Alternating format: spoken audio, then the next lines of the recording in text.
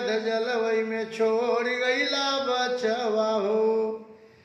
छोड़ी गईला बचवा अब छोड़ी गईला बचवा हो, त हमके अध जलवई में छोड़ी गईला बचवा हो।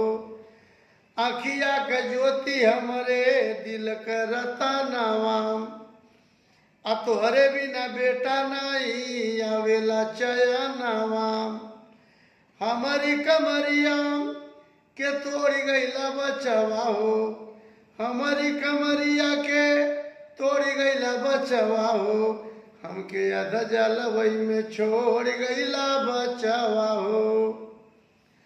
पूरा परिवार बाटे सदमा में या बहिन, माई बाप भाई औरो तीनों बहिन।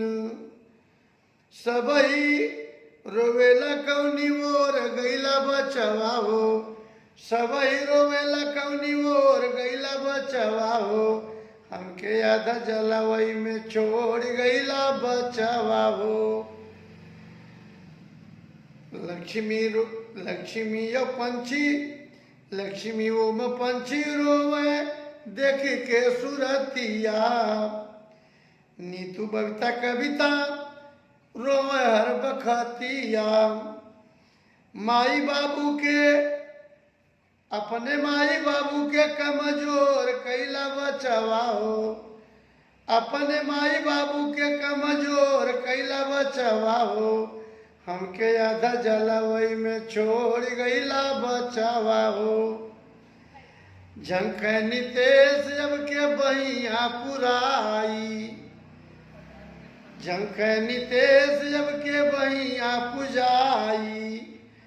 करतब तोहार भैया कबो ना भुलाई।